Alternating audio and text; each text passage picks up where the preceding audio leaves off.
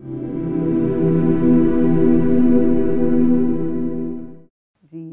अस्सलाम वालेकुम. My name is Asma Cheema, and I've been invited by Talks, and I want to say thank you to them. They've asked me to talk about the topic of education, and why they did it was because I've been a teacher for the last 25 years. I was at Kids Campus for 6 years, and then I moved to HSN for the last 19 years. I've been teaching English there, and I've also been in charge of the annual English play at the prep school. Pakistan में तो हर इंसान जो है वो तालीम की कदर करता है और चाहता है कि अगर उनको ख़ुद नहीं मिली तो उनके बच्चों को तो ज़रूर मिले, और ये बड़ी अच्छी बात है। और शुक्र है कि हमारी जो पॉपुलेशन है वो बड़ी स्मार्ट है, हमारे लोग बड़े इंटेलिजेंट हैं, बड़ी जल्दी चीज़ें सीखते हैं और उनको शौक़ है और वो अपनी मेहनत करते हैं और जो उनको मौका मिलता है उसको पूरा फ़ायदा उठाते हैं। और मैं चाहूँगी और दुआ करती हूँ कि जो हमारी हुकूमत है वो बजट का ज़्यादा हिस्सा एजुकेशन के लिए एलोकेट करना शुरू कर दें, ताकि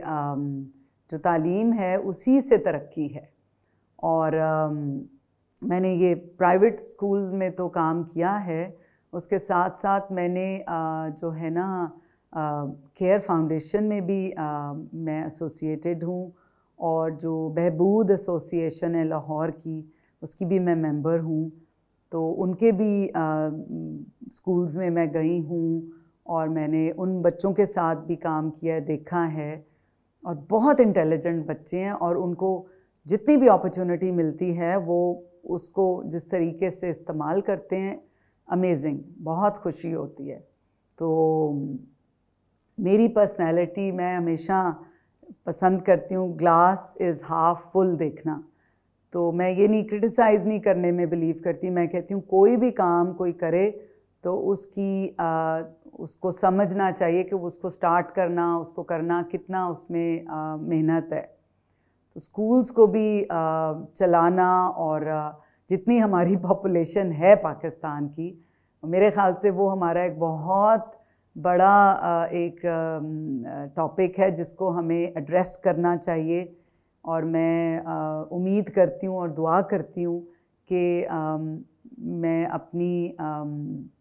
ज़िंदगी में ही देखूँ कि हमारी पॉपुलेशन का कंट्रोल भी हो, ताकि जितने हमारे स्कूल्स बन रहे हैं वो बच्चों के लिए पूरे हों। और दूसरी चीज़ जो मैं बहुत चाहती हूँ कि किसी तरह ज़्यादा हो, वो है कि सिर्फ़ ये जो एजुकेशन यानी कि सिर्फ़ इम्तिहानों वाली ना हो, बल्कि स्किल्स वाली जो एजुकेशन है ना, उसमें बहुत अच्छे हमारे इंस्टीट्यूशंस बन भी गए हैं, और बहुत प्राइवेटली भी और पब्लिकली भी सेक्टर्स में बहुत अच्छा काम हो रहा है। और लेकिन मैं चाहूँगी कि वो और ज़्यादा हो, ताकि लोगों को स्किल्स मिलें जिससे कि उनको जो एजुकेशन है उनकी वो पर्टिकुलर, अगर किसी को लेट्स से इलेक्ट्रॉनिक्स में काम करने का शौक़ है तो वो उसी की स्किल ले और वो उसको फ़ौरन नौकरी मिले। देन ऑफ कोर्स मुझे बहुत पर्सनली शौक़ है कि जो हमारा एग्रीकल्चर का फील्ड है उसकी भी एजुकेशन का स्टैंडर्ड बेहतर हो। हमारे जो लोग फार्मिंग कर रहे हैं, आप देखें कि एम्स्टर्डम छोटा सा एक मुल्क है और वो फार्मिंग में कहाँ पहुँच गया है, दुनिया में वो चीज़ें सप्लाई कर रहा है। मैं अभी रिसेंटली स्विट्ज़रलैंड गई हुई थी, तो वहाँ पे मेरे भाई के घर के साथ ही एक फार्म था जिस पे मैंने देखा कि उन्होंने सेब के ऑर्चर्ड्स हैं, बट लग यूँ रहा था कि एक एक टहनी सेब के दरख्त की काट के बस उन्होंने ज़मीन में लगाई हुई है और वो भरी हुई थी सेबों से। सो ऑब्वियसली उन्होंने अपनी एजुकेशन से, अपनी रिसर्च से ये सारी चीज़ें सीखी हैं, और हर चीज़ को उन्होंने थोड़ी सी जगह में बहुत ज़्यादा उनकी प्रोडक्शन है। So I would hope one day कि हमारे भी जो पाकिस्तान में जो फार्मर्स भी हैं उनकी भी एजुकेशन बेहतर हो, उनको सिखाया जाए, उनको हेल्प की जाए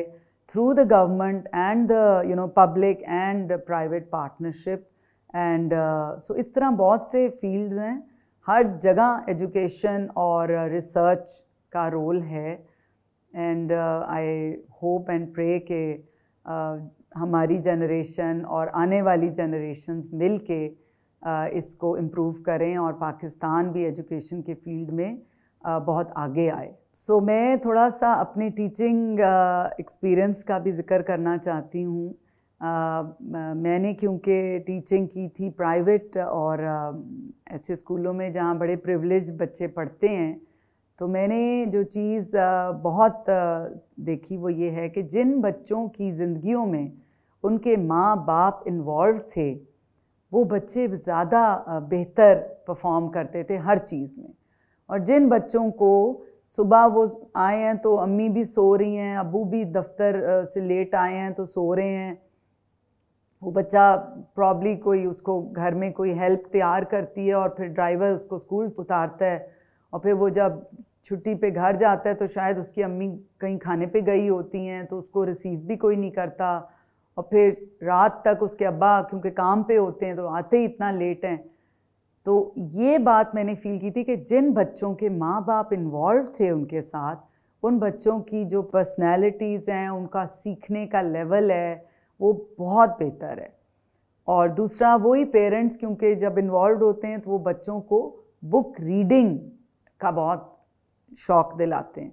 एंड मैं ये कहूँगी as a English teacher, reading is really important. आपको जो किताबें हैं ना वो आपको एक और दुनिया में ले जाते हैं और आपको उस वक्त पता नहीं होता, लेकिन कभी ना कभी आप जब बड़े होते हैं तो वो दुनिया आपके सामने आ जाती है। वो सीखते हैं ना जो आप किताबों में लोगों की एक्सपीरियंसेस, वो ज़िंदगी में आपको बहुत हेल्प करती हैं अपनी ज़िंदगी से डील करने में, क्योंकि वो आपकी ट्रेनिंग हो रही होती है। दूसरा, जिन बच्चों के घरों में कोई ग्रैंड पेरेंट होता है ना, वो बच्चा भी बहुत ब्लॉसम करता था। टीचिंग मेरे ख़्याल से बहुत रिवॉर्डिंग है, क्योंकि आई थिंक टीचर्स बनते भी वही लोग हैं जिनको टीचिंग एक प्रोफेशन के तौर पे पसंद है। वो चाहते हैं कि टीचिंग की प्रोफेशन में आएँ। मेरे स्टूडेंट्स क्योंकि अब इतने साल मैंने पढ़ाया तो अब माशाल्लाह उन्होंने अपने करियर्स बना लिए हैं, उन्होंने अपने बिजनेसेस खोल लिए हैं, तो इतना अच्छा लगता है कि आप कहीं जाओ तो एक माशाल्लाह, मैं क्योंकि बॉयज़ के स्कूल में पढ़ा रही, तो लंबा ऊंचा एक लड़का आके आपको ग्रीट कर रहा है और आपको बता रहा है कि अब मैं ये मेरा बिज़नेस है, मैं यूँ कर रहा हूँ। तो इतनी एक रिवॉर्डिंग अच्छी फीलिंग होती है कि आपके सामने वो लोग अब अच्छे काम कर रहे हैं और अपनी ज़िंदगियां बना रहे हैं। और ऑब्वियसली ये हमारे पाकिस्तान के लिए हमारी बैकबोन है, बच्चे जो हैं हमारे, यही हमें आगे लेके जाएंगे। So just conclude I will say कि जैसे किसी भी चीज़ पे जिसमें आप इन्वेस्ट करें, उसको संभालें, उसका ख्याल रखें, तो वही चीज़ ठीक बनती है, होती है। इसी तरह हमारे मुल्क में भी अगर हम एजुकेशन की इम्पोर्टेंस को समझते हुए उसमें पैसे ज़्यादा इन्वेस्ट करना शुरू कर दें, तो आई एम श्योर हमारे जो अवाम है, हमारे लोग हैं, सबको बहुत ज़्यादा फ़ायदा होगा और पाकिस्तान भी बहुत ज़्यादा जल्दी तरक्की करके वापस बेहतर हो जाएगा।